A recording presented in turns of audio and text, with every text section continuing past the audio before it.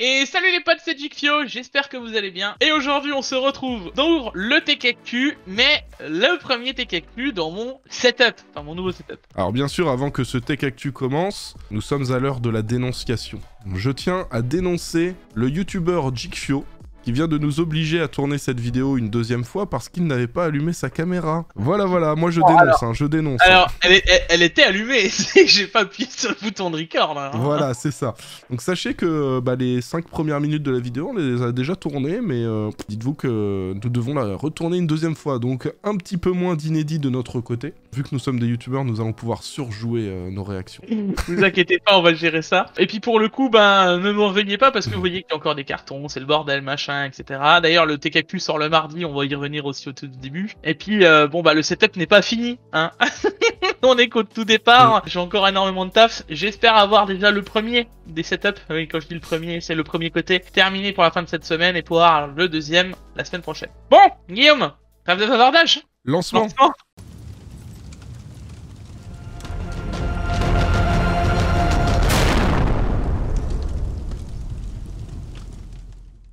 La vidéo d'aujourd'hui est sponsorisée par CDK Offers. CDK Offers, c'est un site où on peut acheter des clés, des licences, même des jeux, mais aujourd'hui ce qui va nous intéresser, c'est Windows 10 Pro pour un peu plus de 13 €. D'ailleurs, je vous mets le lien dans la description juste en dessous. Il vous suffira ensuite de se connecter ou de créer un compte si besoin, d'ajouter la licence à votre panier, de rajouter le code JIG20 pour profiter des 20% de la chaîne. Une fois le paiement effectué, on attend 1 à 2 minutes et on se donne rendez-vous dans le User Center. Ici, vous retrouverez toutes les clés que vous avez achetées, vous copiez-collez la clé Windows que vous venez d'acheter, et pour terminer, on se donnera rendez-vous dans les paramètres d'activation de Windows, on copie-collera sa clé, et votre Windows sera activé, voilà. Et nous revoilà les potes. Alors comme d'habitude, on n'oubliera pas le like, l'abonnement, les réseaux sociaux, etc. Tout ce qui en découle comme d'habitude. La cloche, parce que c'est important la cloche, pour me dire que tu es abonné, et ting, avoir la petite notification qui me permet d'avoir un meilleur référencement. Et alors pour ceux qui veulent en avant-première voir un petit peu à quoi ressemble le PC de Jig, il l'a partagé l'autre jour pendant mon live. Le replay est disponible pendant 60 jours, donc vous pouvez aller voir le dernier live que j'ai fait. On a Jig qui partageait sa caméra sur Discord et qui nous montrait un petit peu le monstre à double carte mère. Parce que pour le coup les gars, oui il sort mardi, ça c'est je vous l'avais prévenu de toute façon dans le Tech Actu que j'étais pas sûr du tout de pouvoir le sortir avant, et bien voilà, c'était sûr. On était chez Bouchak, donc j'étais parti me promener. D'ailleurs, vous l'entendez, j'ai un peu la gorge de nouveau enrouée. Je dois pas kiffer l'air du sud, Guillaume. Ça t'as du mal avec le sud, je crois. On a fait un truc qui est juste hors du commun. Moi, je peux vous dire, je le vois à ma droite, j'aurais tellement envie de vous le montrer à la caméra. Mais d'un autre côté, je me dis, il faut vraiment que je me réserve pour la vidéo. Vous allez voir, ça va être juste le feu. Et vous allez kiffer de ouf qui va sortir de cette vidéo. Donc ça va arriver d'ici peu de temps. Stay tuned. Bon, Guillaume, on attaque maintenant par les news de cette semaine du coup. Exactement, et on commence avec la news insolite, le modèle 8. Alors bien sûr, Jikfio, nous ne sommes pas sur un nouveau modèle de Tesla, nous sommes sur un nouveau modèle de boîtier qui existe en 5 versions différentes. Et la particularité de ce boîtier, c'est que on peut retrouver du cuir dessus. Je comprends pas trop le principe de ce boîtier, puisqu'on a d'autres moyens de rendre un boîtier ultra collector. Inhuile sont champions pour ce genre de choses, tu vois. Je trouve ça un peu dommage. Il y aura peut-être preneur. Moi, je trouve que mettre du cuir là-dessus, c'est juste tuer la respiration du boîtier. Et on a le modèle Bohemia qui a la façade en tissu aussi. Ouais. Je te laisse imaginer la poussière qui se dépose dessus au bout de quelques semaines. C'est assez spécial. On enchaîne avec les vidéos de la semaine, Jig. Alors Bien nous sûr. avons notre cher Pax. Pax, il a fait un délide d'un processeur, un 12900K, et il a fait un direct die pour le refroidissement. Qu'est-ce que le direct die, Jikfio? C'est quand tu enlèves la partie métallisée de ton processeur, tu sais, l'IHS. Donc Voilà. il a fait un délide et vous voyez la plaque là, il va l'enlever. Il va réussir à l'enlever, alors attendez, je vous montre. Et à partir de ça, on a la puce directement dessus et il va faire le refroidissement directement sur cette puce là pour gagner en refroidissement. Va être refroidi en direct avec votre waterblock, donc on n'a plus le contact du métal, et là souvent on a des gains allant de 10, 15, 20 degrés. Je vous invite à voir cette vidéo, c'est assez impressionnant pour les non-initiés et pour ceux qui ne connaissent pas, et puis c'est toujours assez intéressant de le voir. Bien sûr, n'oubliez pas le petit pouce bleu, là il est à 457 likes, en vrai s'il a 600 likes, ce serait top, hein, je pense. Je pense que vous en êtes capable, les gars. D'ailleurs, on enchaîne avec la deuxième vidéo de la semaine. La deuxième vidéo de la semaine, c'est le Captain Groscha. Cha. Voilà, exactement. En plus, au moment où tu l'as dit, il disait cha dans la vidéo. Alors lui, il est à 122 likes. Ce serait bien s'il était à 250. Ça aussi, je suis sûr que vous en êtes capable, les gars. On vous le rappelle, les liens des vidéos de la semaine, à chaque fois, elles sont dans la description. Et Captain Groscha, il s'est dit, tiens, tout le monde me parle de clavier custom, j'en vois partout sur Instagram, ça a l'air stylé. Est-ce que je testerai pas l'expérience? Et il vous montre un petit peu comment ça s'est passé, tout ce qu'on peut configurer, parce que l'intérêt d'un clavier custom, c'est qu'on peut tout personnaliser. Et il nous explique ça dans cette petite vidéo qu'il nous a sorti ce soir, là, au moment où on tourne la vidéo. Passons aux promos de cette semaine, Guillaume. Et les promos, il me semble que c'est les promos que tu as sortis aujourd'hui, au moment où on tourne ce Tech-Actu. C'est ça, ouais. Maintenant, tous les lundis, je sors les bons plans de la semaine. Alors là, ce qui est bien, c'est qu'on a les French Days, là, qui commencent. Alors, je sais pas si c'est mardi, mercredi, voilà. Mais il y a déjà les promos qui ont commencé. Quelques petites promos intéressantes, notamment sur cet écran LG, donc 24 pouces Full HD 144 Hz, à 150 €. Très intéressant, je vous montre l'historique de prix. Vous voyez, en général, on est à 200 €. Là, il y a une grosse baisse d'un seul coup. Et pour rappel, ça, ceux qui se demandent, c'est l'extension Keepa. Ça s'écrit K-E-E-P-A. C'est une extension navigateur qui t'affiche l'historique de prix sur Amazon. Donc, ultra pratique pour voir si on a affaire à des vraies promotions. Il y a un autre écran d'ailleurs, GQ, un écran ultra wide, là, pour ceux qui veulent de l'ultra wide, pour pas trop cher, 380 €. Le HP X34, là, c'est 34 pouces ultra wide quad HD, donc 3440 par 1440 pixels. C'est du 21/9 et c'est du 165 Hz. Bon très bon écran, surtout à ce prix-là. Hein, faut pas... En dessous des 400 €, ça devient ultra intéressant ce genre d'écran de cette taille-là et cette définition-là. Ensuite, on a aussi, comme d'habitude, hein, dès qu'il y a des promos Amazon, il y a tout le catalogue Logitech avec plein de leurs produits phares qui sont en promotion. Donc là, on a les souris Logitech G Pro, G502 Lightspeed, G502 classique. Le G Pro X, là, très intéressant à 75 €. Pour ceux qui veulent un bon micro-casque avec un bon micro de bonne qualité, en vrai, des streamers qui débutent, qui n'ont pas forcément le budget pour acheter le casque, le micro, enfin la totale, avec ça, vous pouvez streamer et le son sera ok. Hein, donc en vrai, pour des gens qui débutent, c'est très bien. Ou même pour les gars, ceux qui jouent et qui veulent communiquer avec leurs potes, par exemple sur Discord, sans leur casser les oreilles, c'est très bon micro. C'est du Blue, hein, d'ailleurs, dedans. Et on a aussi des promos Blue, des claviers Logitech. On a le G915 TKL à 139. Mais voilà, pas mal de promos chez Logitech. Et nous avons Nanoleaf aussi qui fait des petites promos. Hein. Là, c'est pas les promos du siècle. Ça fait mal quand on achète du Nanoleaf. Là, ça fait un peu moins mal, mais ça fait quand même un peu mal parce que bon, les promos, tu vois, on passe de 200 à 168. On a 32 € de réduction, c'est pas énorme, ça fait du 15% à peu près. On le sent quand même passer, un Nanoleaf, ça reste ultra cher. Moi je sais que j'ai un kit dans l'étagère là que je vais installer dans peu de temps. J'ai pris un kit 15 panneaux. On sent bourgeois, GKO, hein. 251,99. Ah ouais. C'est 300 balles le prix normal, et moi je l'avais eu à 200 Black Friday, et même là je me suis dit putain, je me fais mal au derche de prendre ça. Bon, voilà, ceux qui veulent du Nanoleaf, et je sais que souvent ça plaît, donc voilà, c'est peut-être le moment. Et sinon, soyez patients. De 1, il y a bientôt les soldes qui vont venir, hein, juin, je crois, de souvenir. Et ensuite, Guillaume, de toute façon, on aura le Black Friday fin d'année, quoi. Donc, voilà. Oui, c'est ça, c'est fin novembre, vous avez le Black Friday. Et en général, c'est soldé à mort, beaucoup plus que là. Vous voyez, en général, le kit à 300, il est à 210 € pendant le Black Friday. Donc, ceux qui sont patients, attendez un petit peu, vous économiserez encore, par exemple, 40 € sur le kit à 15 panneaux, quoi. Bon, passons maintenant au jeu de cette semaine. Le jeu de cette semaine, je t'avoue que...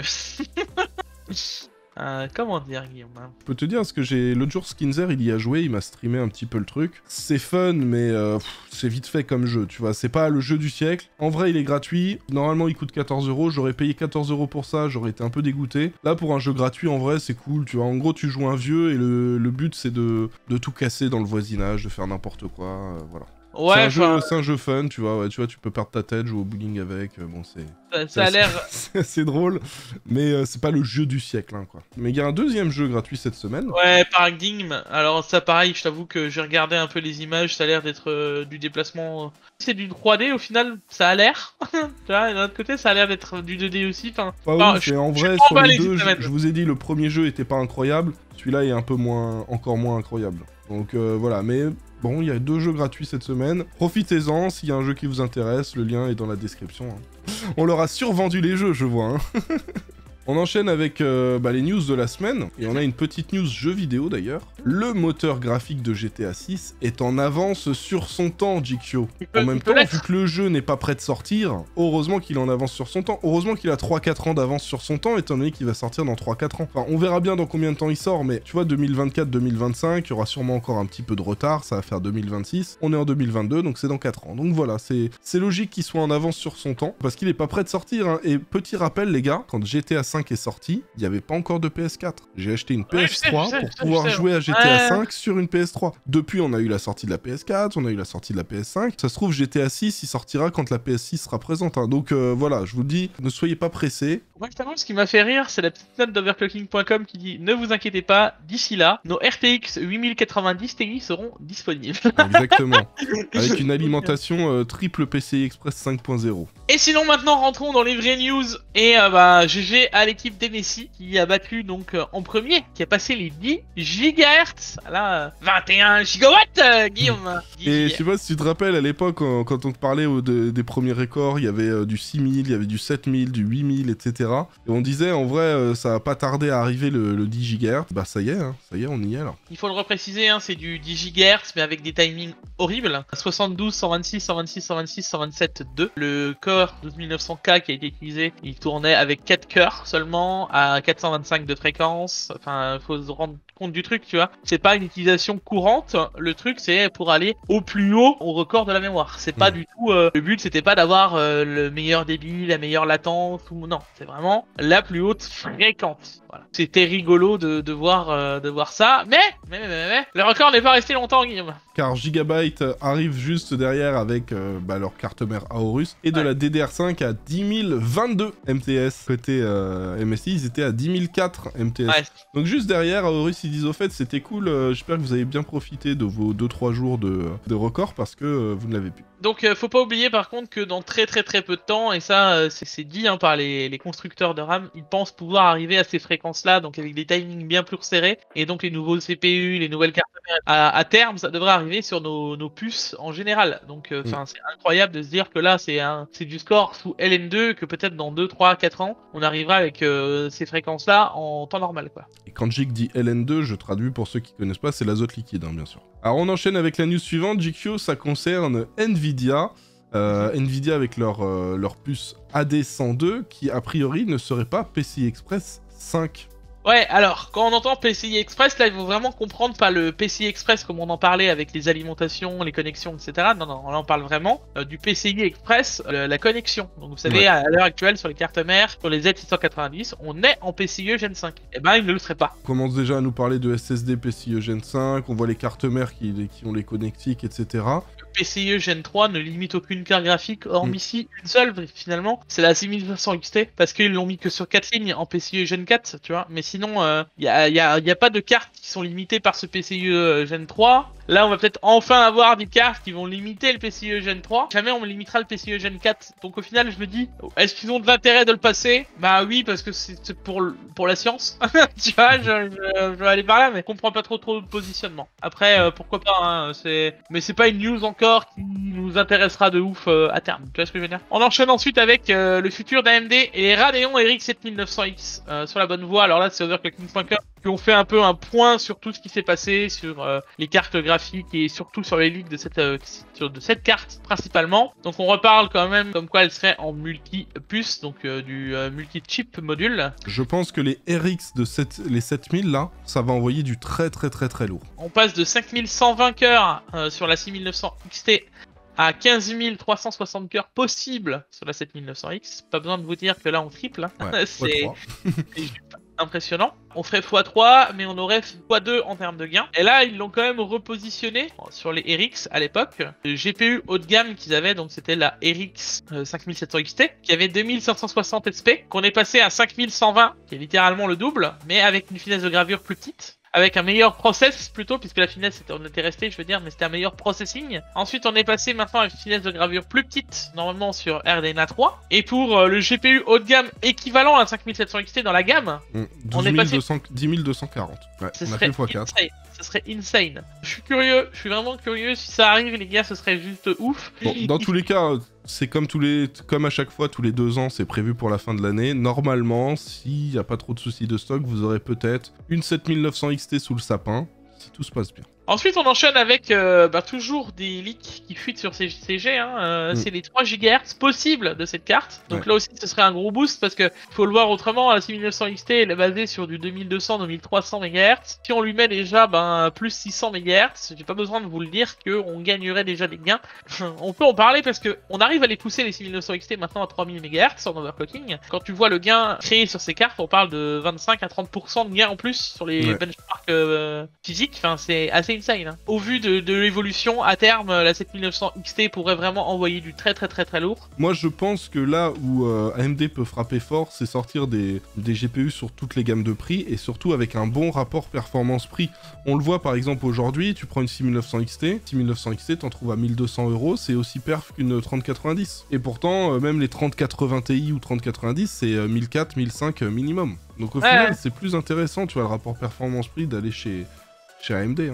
On enchaîne avec une news concernant Intel, toujours des news sur les cartes graphiques, on a essayé de vous grouper toutes les news cartes graphiques en même moment. Là, on parle de Intel Arc Alchemist, a priori il y aurait 7 modèles. Alors moi je trouve qu'on parle beaucoup de ces GPU, mais qu'on en voit très peu.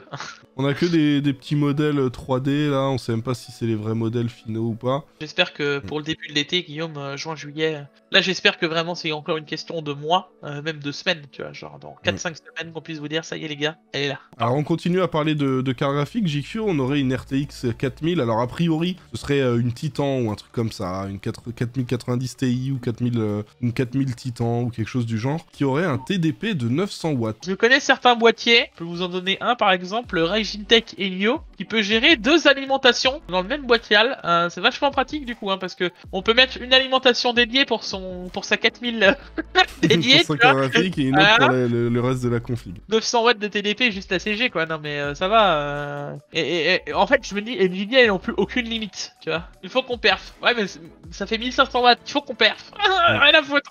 Qu'est-ce qui va se passer aux 5000 ou aux 6000, tu vois? Enfin, on sait pas comment ils vont s'appeler quoi. Mais en vrai ça devient vraiment trop. Je pense qu'on verra quelques GQ pas contents, des hashtags GQ pas contents d'ici la sortie des 5000 ou des 6000. Ouais, c'est les conneries. Enfin. On enchaîne sur une news concernant AMD et concernant la DDR5 pour les Ryzen 7000. A priori, on en a parlé avec Pax dans le canapé tech, a priori les Ryzen 7000 auront uniquement de la DDR5, pas de DDR4. C'est une mauvaise nouvelle selon moi, Jig, parce que en face, ils vont se choper les Intel 13e gen qu'on pourra mettre sur les cartes graphiques Z690 qui existent en version DDR5 et DDR4.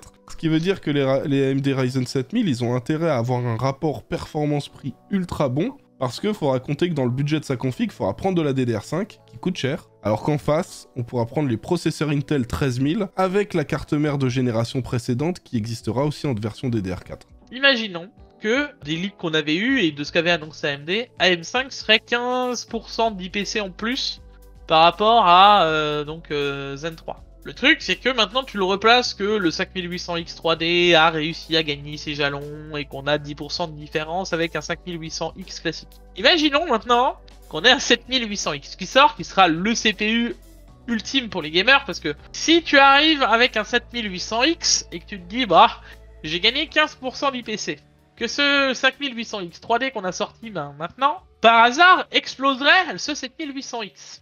Ils vont le marketer comment? J'attends de voir un peu comment ils vont tourner les choses. Ça va être assez compliqué. Moi, je pense qu'ils font un très mauvais choix, AMD, mon choix personnel. Je pense qu'ils auraient dû faire au moins une gêne de passation entre DDR4 et DDR5. Après, dans la news suivante, Guillaume, ils en parlent, justement. On sait qu'ils sont vachement penchés sur le sujet. Avec l'AMD Expo. EXPO. Alors attention, c'est pas une exposition AMD, pas du tout. C'est vraiment les profils XMP, nouveaux profils XMP si vous préférez, à la place d'appeler ça XMP 3.0 comme Intel parce que c'est corporate et c'est sous brevet. Avant on appelait ça AXMP, mais maintenant ils auront leur propre truc. On avait vu voilà, ça avait plusieurs noms, maintenant ça s'appellera AMD Expo. On vous dira, t'as pensé à activer ton Expo? Ouais. Expo ou RAMP aussi, RAMP. Ouais. On sait pas trop encore à l'heure actuelle. Enfin, on parle exactement de la même chose. Et au final, on nous dit aussi dans l'autre article que ça pourrait se charger de prendre de la mémoire à 5200 plutôt qu'à 4800. Enfin, en vrai, les gars, pareil, l'XMP le prend aussi. Ça, c'est un peu très très marketing pour dire, bah regardez, notre CPU, il est un peu meilleur. Ouais. Moi, j'attends vraiment de les avoir et de le voir en main. En tout cas, ce qui me fait plaisir, c'est qu'AMD bosse sur le sujet. Parce que moi, tu sais que c'était le truc qui me faisait le plus peur. On arrive avec la DDR5 qui marche pas du tout sur AM5. À la même chose que ce qu'on a eu avec Zen 1 et les Ryzen 1000 à l'époque, les gars, souvenez-vous. Ryzen 1000 et Ryzen 2000. Ryzen 2000 c'était un peu amélioré, mais Ryzen 1000 c'était la galère au niveau de la RAM. Donc c'est bien, ça évolue. On a encore un peu de patience avant de les voir arriver. JQ, on enchaîne avec une news concernant justement la 14e gêne de processeur Intel. Alors pour info, on est à la 12e. La 13e n'est pas encore sortie. Et la 14e, encore moins. Mais a priori, ça devrait arriver en 2023. Et ça y est, il commence à y avoir de la création, de la production. Ouais. Ouais, non, mais c'est incroyable. Bah, ils l'ont dit, hein, de toute façon, ils l'avaient dit, Pat Gelsinger, donc le PDG, qui voulait matraquer la prod, etc., que ça sorte, ça se voit. Hein. Regarde, pendant le CES, ils avaient montré les performances de Raptor Lake devant tout le monde, genre en mode, oh, regardez, il est déjà là, le CPU, c'est juste qu'on veut pas vous le donner. Ok. Et là, tu te dis, bon, bah, Meteor Lake, ils sont déjà en train de le montrer avec la puce en main, alors est-ce que c'est vraiment un Meteor Lake? J'espère, tu vois.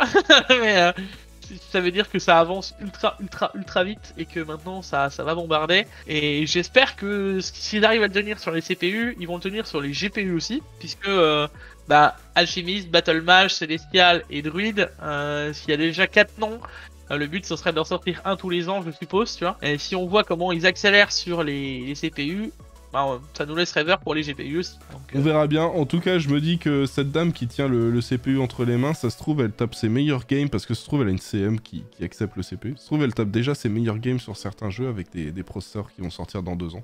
Alors, on enchaîne avec une autre news sur overclocking.com. Là, on parle de Taïwan. Ouais. En 2022, Taïwan contrôlera 48% de la capacité mondiale de semi-conducteurs, ce qui n'est pas...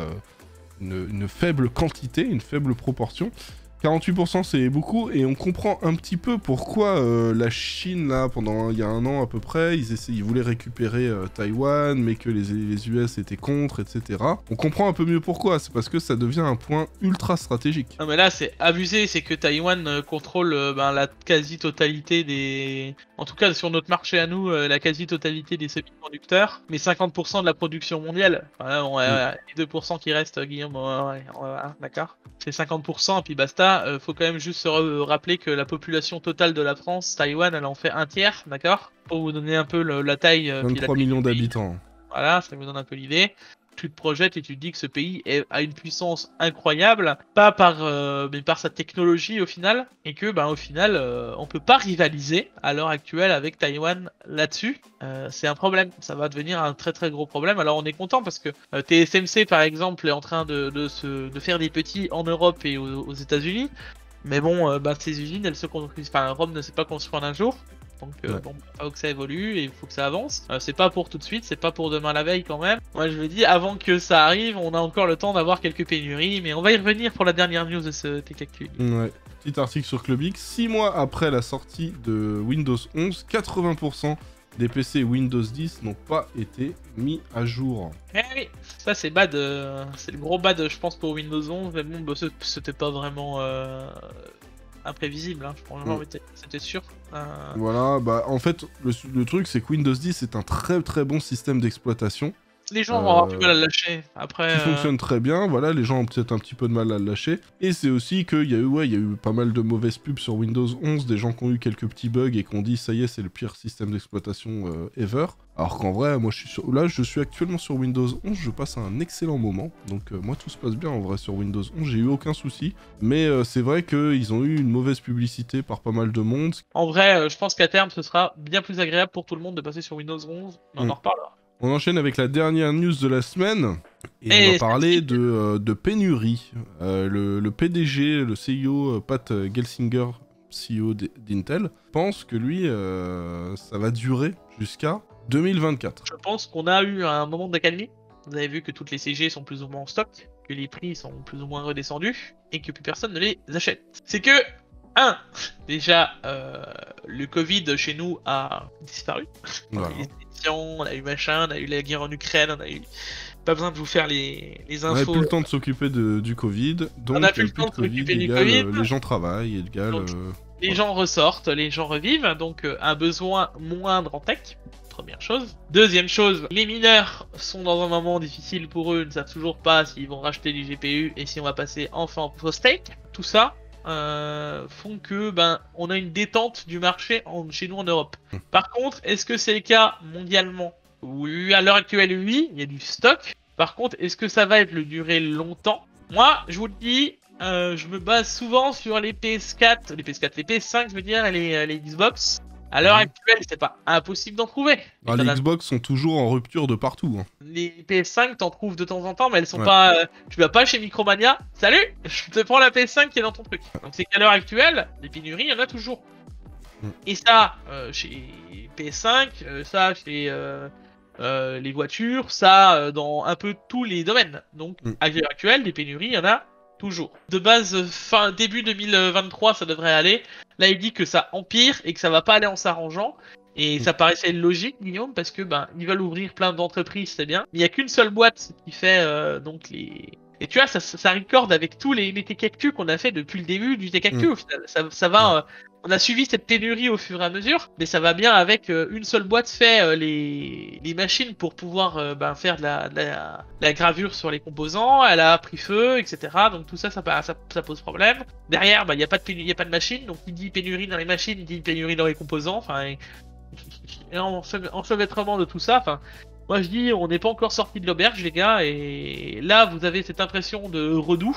Et tant mieux, profitez-en, achetez vos GPU moins chers, c'est tout ce qu'on vous souhaite et tout le bonheur du monde. De là à vous dire qu'on va avoir des cartes graphiques qui vont sortir les 4000 ou les 5000 et les 7000 en bonne et due forme, au bon prix MSRP et que vous n'allez pas les payer 600 € trop, je peux pas vous le dire maintenant, mais je suis pessimiste. On enchaîne JQ avec les annonces produits de la semaine et... Qu'est-ce qu'ils nous ont fait, Noble Share? Ils nous ont fait un siège, alors c'est pas du Coca-Cola, c'est du Nuka-Cola, donc c'est, vous savez... C'est le cola qu'on retrouve dans Fallout, le cola de la guerre nucléaire. Et voilà, donc assez stylé, moi je trouve. J'ai un t-shirt Nuka-Cola, moi. Et en vrai, le siège, je le trouve vraiment stylé. Mon meilleur ami a un PC. Alors je vous préviens, ce sera une vieille config, parce qu'au final, c'est incroyable, Guillaume, ce que je vais dire. C'est une Z370 avec un 8700K dans un boîtier, je crois, c'est H7. De chez NZXT. Et donc la carte mère c'est une NZXT. Dessus c'est le full Nuka. Donc le boîtier Nuka avec la carte mère Nuka, tu vois. Et je me dis, en vrai, est-ce que vous voulez que je le monte? En vrai, je me dirais, tu vois, peut-être lui acheter la chaise, la Epic, juste pour que ça aille avec le setup Nuka. J'en dis pas plus les gars, mais dites-moi dans les commentaires, ça vous dit à l'occasion. Et on a aussi des produits annoncés de la part d'MSI, des alimentations 1300 watts, 1000 watts, des alimentations ATX 3.0 avec du PCIe Gen 5 dessus. Elles sont jolies ces aliments.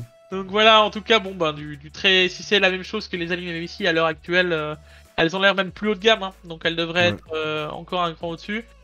Toutes les protections, etc., le mode ventilateur intelligent, pas besoin de vous le dire, c'est tout ce qu'on a sur les alimentations d'habitude. Moi, je t'avoue que je suis assez hype et c'est bien qu'on ait de plus en plus de bons blocs, plutôt que des blocs un peu no-name, etc. Et c'est vrai que ces derniers temps, hormis Gigabyte, je sais pas si tu te souviens, en 2021, les alimentations, on n'a pas eu de mauvais retours en général. Bon, du coup, les potes, on se retrouve pour le prochain TechActu dimanche. Là, ça devrait être ok. J'espère avoir l'autre setup. Je vous l'ai promis, donc on va voir comment ça va se passer. Merci Guillaume encore pour ce TechActu, d'avoir record, etc. Il y a de fortes chances que la caméra coupe, parce que là, elle me dit oula, Jixio. Et puis, on se retrouve comme d'habitude tous les dimanches. On n'oubliera pas le like, l'abonnement, les réseaux sociaux et de s'abonner, les gars. J'espère que le contenu vous a plu. Dites-le nous dans les commentaires. Et puis on se retrouve pour une prochaine vidéo sur la chaîne cette semaine. Allez, à la prochaine. Ciao, ciao. Ciao.